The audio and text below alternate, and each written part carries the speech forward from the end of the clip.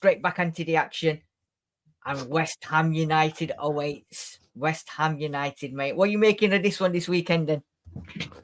It's been obviously 2 weeks because of the international break. Football is not the same when international break. I didn't watch anything really. Saw a bit and bobs about what England did. Sorry, my camera's gone off. Lost connection. Anyway, I'll carry on. So yeah, looking forward to the game. I think we should win. I think we should be winning this game. Yeah, but there's a lot of times when we said we should be winning, and what happens? And obviously we've had an international break as well. West Ham have been really piss poor at the moment. They're struggling, but it's their cup final, isn't it? It's their World Cup final. It's their whatever they want to be, and it's Tottenham Hotspur. So you know what happens. West Ham always turn up against us. They got trounced by Chelsea, but one thing's guaranteed is West Ham United will turn up against Tottenham Hotspur this weekend. Wherever you're joining us, PRTV Spurs, if you haven't already subscribed to the channel, make sure you subscribe to the channel.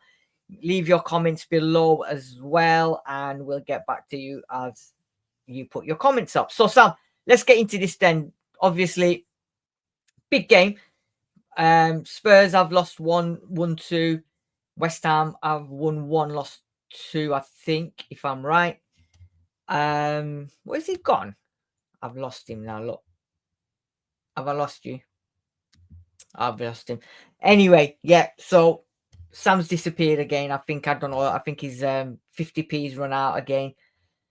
I keep telling people that we need to do a GoFundMe page for Sam, but he's gone. He's gone into the wilderness. Anyway, I'm gonna go on and go with it straight away into this. So head to head then, West Ham United versus Tottenham Hotspur. We have played each other 58 times, with Spurs winning 27 of those. West Ham United have won 18 of them games, and there has been 13 draws. Is he back? I think he's back, people. So let me see if I can add him back. He hasn't. Right. Okay, so yeah, 27 wins for Tottenham, 18 for West Ham United, 13 draws, of which Tottenham have beaten West Ham 16 times at the Tottenham Hotspur stroke White Hart Lane, and West Ham United have beaten Spurs 12 times at Upton Park stroke London Stadium. Spurs have won 11 games away from home, so should be a good record for Spurs, actually. 16 wins at home and 11 away, whereas West Ham have won 12 at home and 6 away. So we have got a good record going away to West Ham United, whether it be at Upton Park or whether it be at the new London Stadium. However, people, you will notice in a minute, the record we have versus West Ham United, and it's an interesting one. So, the last 5 meetings between Tottenham Hotspur and West Ham United. Oh, you're here. Yeah, we're going to have to old school method. I've got to go to the car. So, can you hear me all right now? That's the first thing. Yeah. It's cool. All good. It's all nice good. and sunny out here, so I don't mind. Yeah, enjoy the sun, mate. Enjoy the sun. I don't know why you're cooped up in an office for a little box room. You know, I'm trying to be professional. That's what I was trying to do. Trying to be professional. Yeah. Go on, sorry. 58 meetings, Sam, between Spurs and West Ham. We've won 27. They've won 18. They've beaten us 12 times at their ground, and we've beaten them 11 times away from home. I think it's pretty decent, to be fair. Yeah, well, we have to look at it as being that London derby, same as the Chelsea, the same as the Arsenal. Hammers are pretty much their big thing. So they are going to be up for it, regardless of their form in recent weeks. Yeah. Graham Potter was one of the favourites for the sack, but obviously Nuno beat him to it. Yeah. I'm thinking if we can inflict some damage, get a great result against them, that might take the pressure on West Ham even more. but the record is what it is. It's usually tight games in these London derbies. So yeah, let's see what we can do come Saturday. Yeah. And our previous meetings against West Ham United, then going back to 2023, Spurs 2, West Ham 0. December 23, Tottenham 1, West Ham 2. 2024 April, West Ham 1, Tottenham 1. And then 24 October 2024, Spurs 4, West Ham 1. And the last game, 4th of May 2025, was Tottenham 1, West Ham United 1. So we've got 2 draws, 2 wins, and a loss in our last 5 meetings against West Ham United. And then, did you get that one, Sam? Yeah? Yeah, I heard it. Yeah. So it's 2 wins, 2 draws, and a 1 loss in the last 5. However, this next one is the one that's quite interesting. Our last 5 away visits to West Ham United, going back to 2019, we won 3-2. 2021, we lost 1-0. 2022, we drew 1-1. 24, we drew 1-1. And 4th of May 2025, we drew 1-1. So we have 1 win, 1 loss, and 3 draws in the last 5 meetings against West Ham United. And the last 3 meetings at the London Stadium have all been draws. Wow. So yeah, it's going to be interesting to see different manager, different approaches.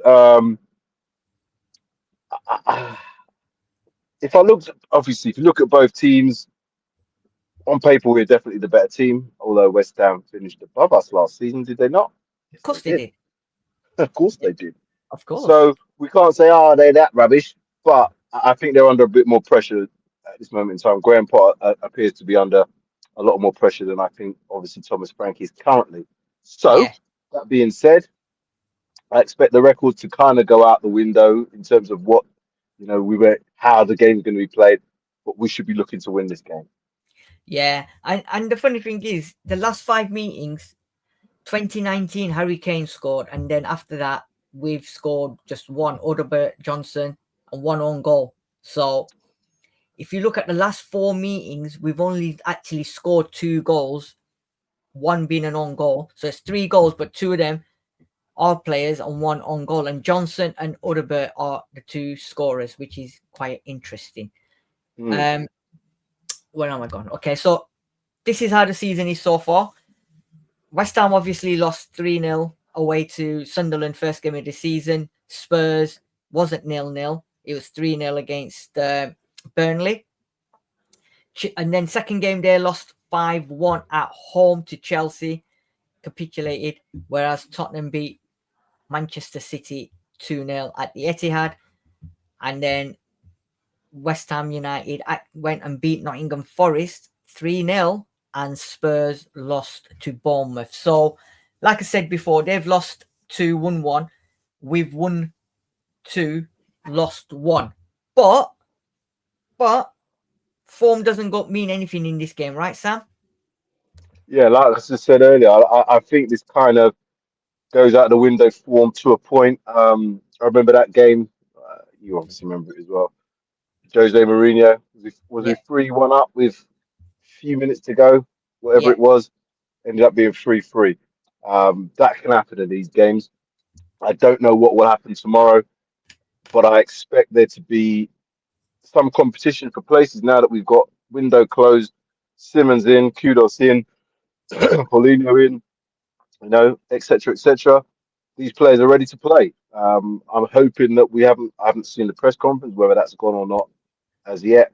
So I don't know what Thomas Frank has said about who's available, but I'm hoping that everybody of significance is available apart from the long-term injuries that we know about, and that they're all ready to go after this international break.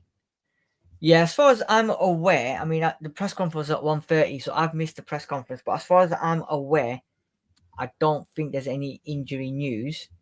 But obviously, if there's people watching in the comment section, they might be able to tell us if there's any different. In terms of this season, then Tottenham have won 2, West Ham United have won 1, We've lost 1, they've lost 2, no drawn games. Average goals scored per match, 2 for Tottenham, 1 for them. Average goals conceded per match, 0 for Tottenham, 3 for West Ham, 2 clean sheets for Spurs, 1 for them. Their XG actually is better than Spurs'. Theirs is 3.71, 3.62. I'm going to move along from this one because there's only 3 games in and there's not really anything to look into unless you want to make a point of anything on this one. No, too early in the season, really. It's interesting to see that their XG is quite high, though, after 3 games, and they've lost 2 of them. That's the only thing I would say. Yeah, that's the only thing I would say. They've only scored, what, average goals scored per match is 1. Yeah. Interesting. That. So, there you go. So, before, obviously, I give you my predicted lineup, I want to ask you, so the window, obviously, there was a lot of positions that we probably thought we wanted to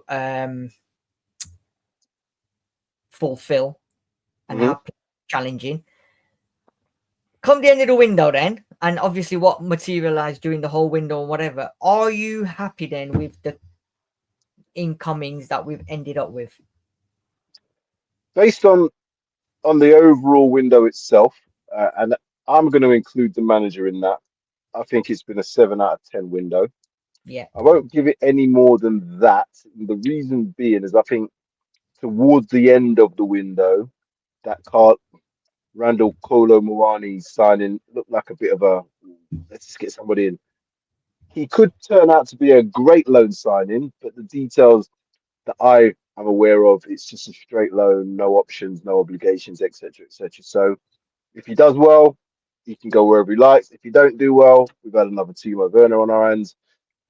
But it's World Cup year, so I'm hoping that these players are playing for places in their respective squads. So the window itself for me 7, and there's potentially 4 players there that are first teamers, and I've just mentioned those ones: Simmons, Kudus, Paulinho, and what's his name, Wani. Yeah, I mean, as far as I'm aware, I was keeping an eye on the international circuit this week. Yes, Jed Spence made his debut in the second game for about 15 minutes, if so, whatever.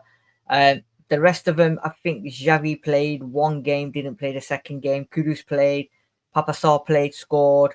Van der Ven played, I think 1 or bits of games. So most of the players had some part over the 2 international games. I don't think anyone actually played both the games. So, and I'm aware, if I'm correct, not anyone's come back with injuries, which is pretty good as well. I've not seen the press conference, but I'm assuming everyone is fit and ready to play. The question is, who does he go with? Now, I don't know if you've seen a lot of the training videos this week. There was one, I think, on Monday or Tuesday in particular, where it was all about Xavi Simons, and Yeah, it was a 15-20 minute video. I think you posted it, didn't you? Yeah. I was, again, the coach in me looks at players, and you can tell things from training, although it's not obviously match situation. They're obviously training to a high degree, but just the touches, just the movement, just the checking of the shoulder, just the positioning of where he is receiving the ball, his first touch. Those are the sort of things that I look for the quality of the player. Now, obviously, the pressure is going to dictate whether or not he can play at that level on a consistent basis. But all accounts are, and from what I've seen, and along with the Brazil scouts and all the scout nations that you look at for these players, it looks like we've got a player on our hands. I'd said I didn't know much about Xavi Simons beforehand, but I've seen enough now to convince myself at this early stage that we might have a bit of a gem here. Yeah, and judging by that video as well, the footage, it seems that, and the reaction from the coaches and whatever, it seems like he's going to be given that free role, and he's going to be told to create and then get involved. So I'm assuming, or I'm looking at him being the number 10 stroke. Everything's going to go through him. I think he's going to be the playmaker, instigator, creator, and hopefully they'll expect him to get the goals. That's what I was looking at it from what I was watching. Do you then reckon then that for the foreseeable future, until Kulu or Madison comes back, that is going to be his role, the number 10 stroke creator? I would hope so, because that's what we're crying out for.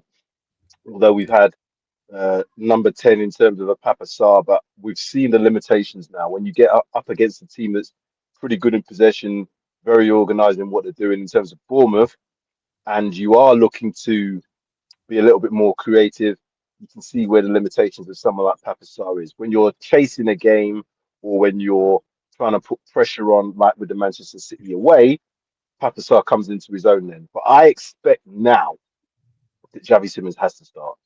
Yeah, And it's a case of what formation that Frank's going to play. All accounts suggest that it's going to be a 4-3-3, maybe a 4-2-3-1. Again, they're very similar formations anyway, but a 4-2-3-1 allows two players behind and one player in front.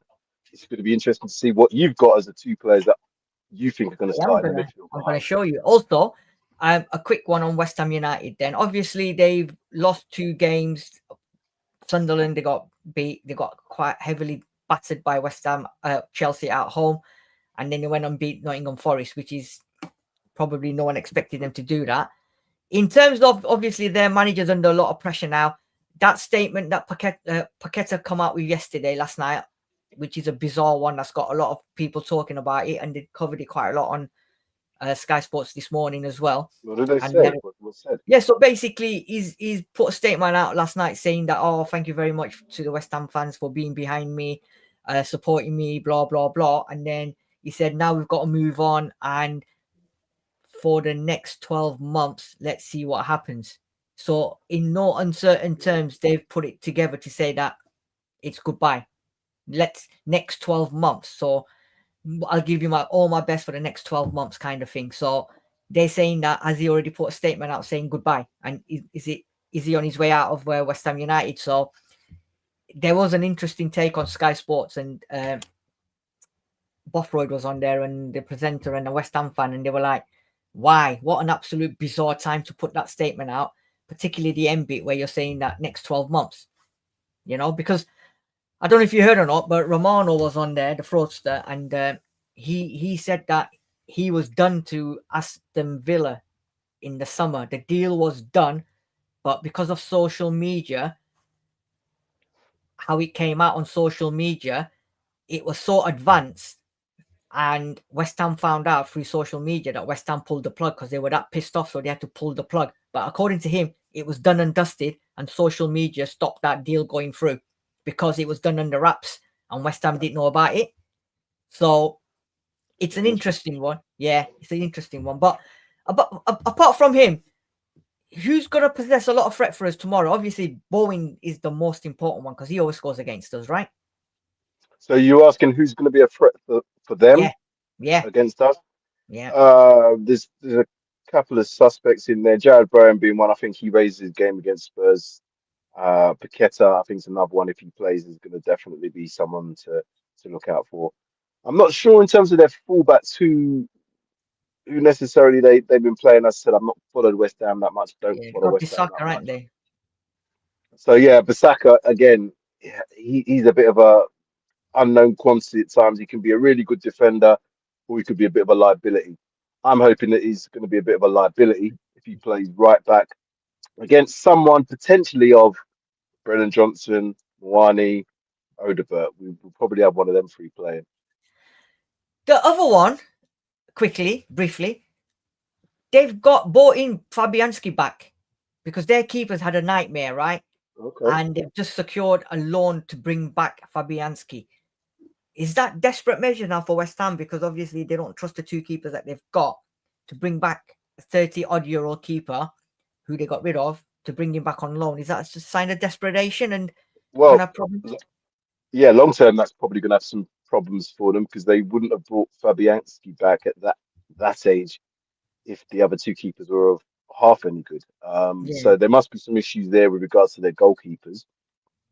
Fabianski, if this is going to be his first game since the transfer window closed, which it will be, that's going to be I say it could be a problematic for us. It's not a problem in playing, obviously, but players always raise their games or tend to raise their games first game out.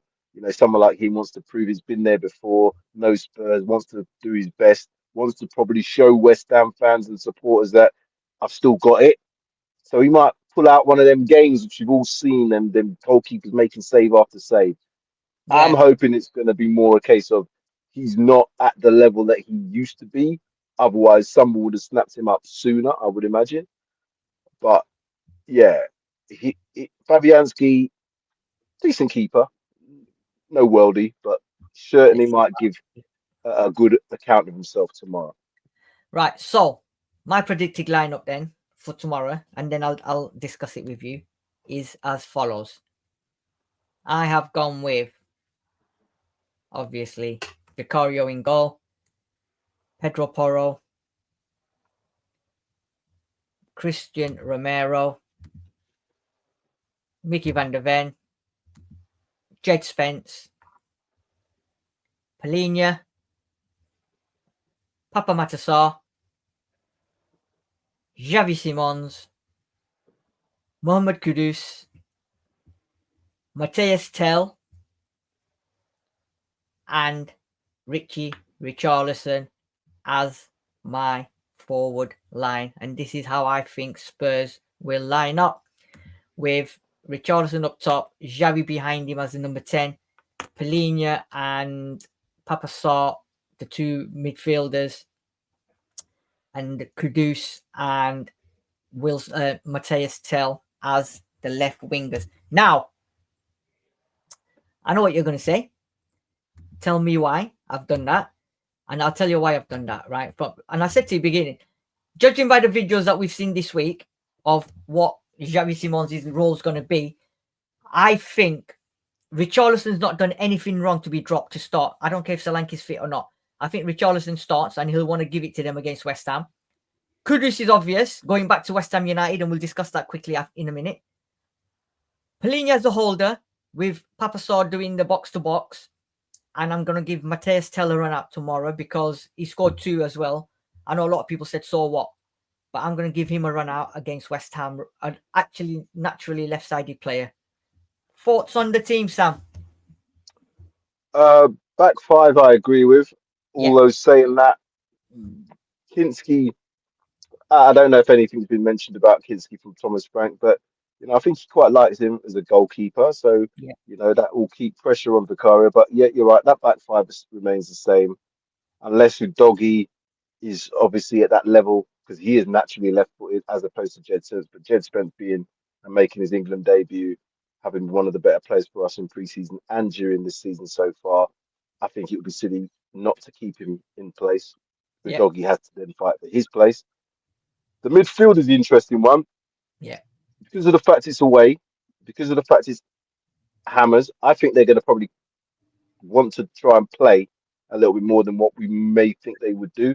And going back to what you presented in your slide with the XG being above ours, that suggests to me that they're quite attacking. So if they're quite attacking, at home they certainly should be attacking, regardless of whether it's Spurs or not, which might mean there's a bit more gaps in terms of midfield.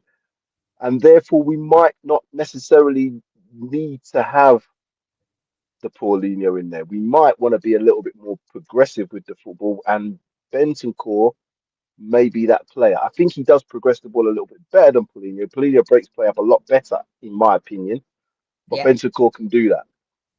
But I think you're definitely going to have Sarr in there because of the fact he started the season as well as he has. Front 3, Kudus, obvious. I think Richarlison's obvious because I don't know what's happened with Solanke, but Tell, not so sure. I'm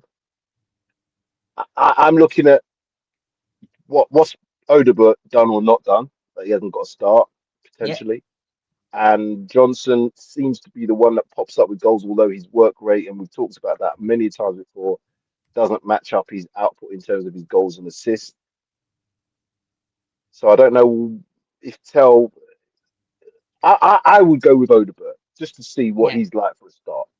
Listen, I would love to know what people in the comments as well would think on that left side, because there's a lot of talk that Xavi Simons might go on the left as well, which then you can bring in Bergwall or you can bring in Bentancur. Yeah, but we could play a very similar way too. Remember when we used to have Christian Eriksen play off the right hand side? He used to pretty much play centrally, but he played off the right, which meant there was a bit of a gap on that right hand side.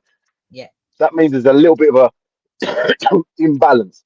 Yeah. Because I wouldn't imagine that Xavi would want to hang off the touchline. He looks like a player that needs to play either inside forward or potentially centrally. So if he plays Yeah. off the left, it's going to be a very similar dynamic to how we used to play when Ericsson was in the team. We had Ericsson, Harry Kane, Dele Alli. Yeah. And the reason I've went with Tell is because obviously everybody knows he's been left out of the Champions League squad. He's then gone on in mid-international break, scored 2 goals. One of them was a decent goal from outside the area, top bins. So he'll want to prove something. He'll probably be peed off. However, if he's a true professional, he'll go out and do the work, and he'll want to prove the manager wrong to leave him out of the squad. So he's not going to play on Tuesday against Villarreal, right? That's guaranteed. He's not even in the squad. So you know how we always saying that we need players that are going to be playing, not going to be able to play Wednesday, Sunday, Tuesday, Saturday, whatever. You've now got a player who's not going to be in that Champions League squad. So he should be playing 1 game a week, 1 game every 2 weeks. He should be ready to come in. Yeah. So good point. Hence why now this could be his opportunity to take the ball by the rein, or the horse by the rein, or whatever you call it. And that's a good point. Yeah, you know what I'm saying? So that's the reason why I've gone for him. Yeah, but my counter argument to that would be then you also might be looking to play players to see what their form's like going into that game on Tuesday, because you do want to see whether some players can play back-to-back games. That's the whole idea of having a squad. Because Tell's not going to be playing Tuesday, if he has a brilliant game, there's no chance of him playing Tuesday. If he has a rubbish game, well, there's no chance of him playing Tuesday anyway. So my thoughts are he could still be an impact player from the bench. You might want to start an Odegaard or a Johnson because they're both in the squad to see which one of these two is going to offer more. Because in the Champions League, we are going to need better players playing for us. That's obvious. But then wouldn't you start with Tell and then take him off and then bring on one of the other two to give him 30 minutes at least to get match fitness for Tuesday? You know what I'm saying? Yeah, I do. You've got to start giving Tell some game time, because if we don't, you know what's going to happen with some of our fans. Oh, they're playing the same players week in, week out, and they're getting knackered and they're going to get injured, blah, blah, blah, blah. This is now the ideal opportunity where we've got certain players that are not going to be in that Champions League squad who can then come in and do a job. It's down to them now to come and do a job. Who knows? You might even go with Odegaard or even Johnson. But I thought I'd put some spanners in the works and see what people's reaction are. Yep, and that could be a point. The other point though is if you are looking to maybe play someone like a Tell or a Odegaard or a Johnson, then Tell being the one that starts, I don't think we've seen enough of him, and I know, and I think it's early in the season. Players shouldn't be tired now. You know, we've only got to the 3rd week in the Premier League season, so players should be able to play Saturday, Tuesday. It's when you get into like November, December, January, when that sort of time comes around, then I think it's more important to start rotating. But at this early part of the season, the players have all gone off on international break. They all seem to be able to be playing 2 games a week. Currently, I think you play your best team where possible. Yeah. What impact's Kudus going to have tomorrow? Going back after what happened, going back to West Ham and London Stadium, the fans absolutely adored him. And then last season, he didn't have such a good season. And then when he left, they were like, F him, he can go. We didn't want him anyway. He's crap, blah, blah, blah, blah, blah. Is he going to be there tomorrow to make a point to West Ham United fans? Or you know what? Go on, sorry. Finish this. You're not gone. What I was going to say is that we could have a situation here. Do you remember when Adebayor went to Manchester City and he played at the Etihad against Arsenal? Yeah. And he scored. And he ran the whole length of the pitch to knee slide in front of the away fans, and they nearly killed him. If he didn't have security in front, I think they would have killed him. Yeah.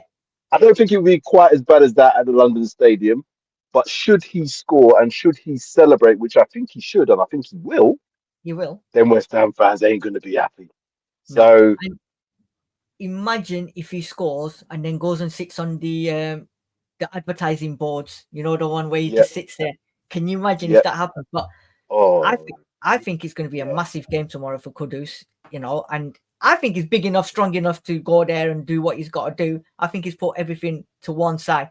He always wanted Tottenham. Remember that, yeah? Always wanted Tottenham. So Again, looking at the history of Tottenham and West Ham, we know what players don't usually tend to go between both. Although we've had a few, but I think it's a case of how it actually ended. Did it end really badly? Did he just it, not want to play for them last season? Did he just give up?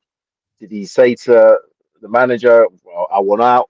I don't know all them dynamics, but we don't. What we do know is he certainly didn't perform as well last season as he did the season before, and yeah, how he started this season looks like he was, yeah, playing within himself. So yeah, I expect him to go out there tomorrow and put in a big performance to try and show to both us and the West Ham fans, look at me, because he seems that type of player. yeah. And we don't normally buy crap players from West Ham, do we? We had Carrick, Scotty Parker, Jermaine Defoe. So could he now become the next one that we've said thank you very much, West Ham United? So it's going to be, I tell you what, it's going to be very, very interesting. It's going to be, I think, probably one of the most exciting Tottenham West Ham games in a few years, especially with what's been going on. And the fact that we've got Moani and Xavi Simons as well, you know. I didn't put him in the starting lineup, Moani, because I don't think he starts yet straight away. I think he needs that time to embed himself into the team. I If think he needs Richarlison, time. yeah, he's got to buy his time. Probably come off the bench, he may start midweek. We don't know, but I think he's got to get himself into the rhythm and then slowly start. You can't start him straight away. That's my opinion. But I'm not the manager. I don't get paid to go and make this decision. So we will find out at 4:30, 4:15 tomorrow The, what the, the the lineup's going good to be. thing is, though, so just to add to that, is that I'd almost forgotten about Moani when I mentioned about them left-sided players in terms of, Yeah, Odebert, Johnson, and Tell. So we've got Odebert, Johnson, Tell, and Moani potentially could play for left. There's also the option, and people have said this, that Moani can play centrally, and he actually, in some people's opinion, plays better as a central striker. yeah, Now, whether or not he's the number nine that's got the aerial presence, etc., quite, I'm not quite sure, but certainly that gives another option. If Solanke is not fit, we need to have somebody else who's going to come in as a central striker, because Richarlison, as good as he's maybe started this season, is not consistently reliable. We know that injury wise, yeah, but so if he pulls up, plays tomorrow, then he's a bit of a doubt for Tuesday. What are we going to do if Solanke is not available? We need to have another option.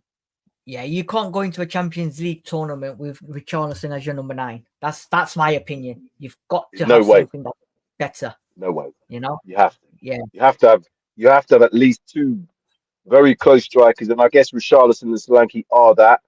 yeah, I don't know. Haven't seen enough of Moine. He's a central striker to know whether he's that guy. Johnson can play centrally. Is he that guy? No, not for me. They've said again that Xavi's played a nine before, probably more of a false nine, but he's not going to be the central striker to start. We want no, him to do other stuff in the team. that's it. So that could be our long term problem, Sid. Yeah, this is it. And it's a good problem to have, but obviously it's a problem that Thomas Frank's going to have to sort out himself. Bringing me on to the next and final part. What's your score prediction then, my friend? And everybody in the comment sections, please leave your score prediction for West Ham United versus Tottenham tomorrow. Sam, over to you. Well, based on the performance against Bournemouth, they had opportunities after opportunities after opportunities. So if we play like that, it could be a very high scoring game, and we would Yeah, need to be part of that high score. I think we're going to have a little bit more control in this game. I don't think we're going to be as bad defensively as we were against Bournemouth, and that was at home. So I think to a degree, Thomas Frank will at least say, right, we are going to try and be as tight as we can. But I still think West Ham are going to think to themselves, right, based on that last performance, based on our getting a win just before the international break, they should be a little bit more perky. 2-1 Spurs. This guy's just nicked what I was going to say. That guy. Do you know I what? can't see us keeping a clean sheet. That's one thing. I've never liked the fact of us keeping clean sheets. The City game was probably the one where I was a bit surprised at that. If you Yeah. put in that type of away performance, but it's a different game because West Ham are not the same as City, so you wouldn't need to maybe have that same level of impressive. Yeah. So yeah, 2-1 for me. You're saying to Michael Bennett in the comment section, he's saying 4-1 win for Spurs. 4-1 win. Do you know what? My issue is going to them. They're going to be on it, right? They're going to be on it because they know that their fan base is mental. If Tottenham fans think our fan base is mental, West Ham's is 10 times worse than our fan base, yeah? And they'll be on them. Correct. And it's their cup final, innit? They know that Tottenham, and they always up their gears 1 or 2. Jarrod Bowen on his day can be lethal, yeah? And we've seen it time and time again where he's popped up, scored against us, caused us all sorts of problems. I tend to agree with you. I don't know if we can keep a clean sheet or not against West Ham, but I think it will be a high scoring game. And if they can't defend, right? And if we get it right with our three, I think we could end up beating them 3-1. I'm not going like I'm going to change it to 3-1. I think we've got it in us to score. I also think we've got it in us to keep the clean sheets or keep them down to a minimum if our players are on it. And we've got a back five, like you said, that are solid. They're playing together. They're now comfortable. So if Spence locks down Jarrod Bowen, then it's all right. My only concern is probably on the side where what's his name's going to be playing, Jarrod Bowen. If he plays on the same side as Pedro Porro, it could cause a few problems. But I think he should be okay. So I'm going with a 3-1 win for Spurs. I don't even know who the goal scorers are going to be, to be fair. So we'll keep it at that. I think Sam's just... Sorry about that. All right. I was just saying, sorry about that. My only concern defensively is if Bowen plays on the left, he might cause a lot of problems for Pedro Porro. That's my only concern. But apart from that, I really don't see them causing us any problems. I mean, it might be a tough game, but it's down to us to lock them down and get the win. Because Sunderland can knock them down, 3-0. Chelsea 5 at their place. Going forward, we can be as good as Chelsea. So let's see what happens. And most importantly, it's Tottenham mentality against the London sides. We don't have a good record going last season, the season before, winning games. We need to start winning, and tomorrow is where we need to win. Agreed. 2-1 though. I like the 3-1 though because I can see if we get on top of the game. And again, I always say this: the first goal, get the first goal in this game. Try to keep that West Ham crowd out of it because if they are going to come there wanting blood because it's Spurs, it's their cup finals. If they get a bit of a wind up, tail up, as the saying goes, and they score first, and then it's kind of like your back's against the wall already. Try and control the game. I say old ones, control that first 15, 20 minutes, keep it a bit tight. Look, but Thomas Frank, again, going back, look, I'm going to take that back. Thomas Frank starts game quickly. I've seen it in all 3 of our games. They really try and go for that first goal. So he might look to do that again.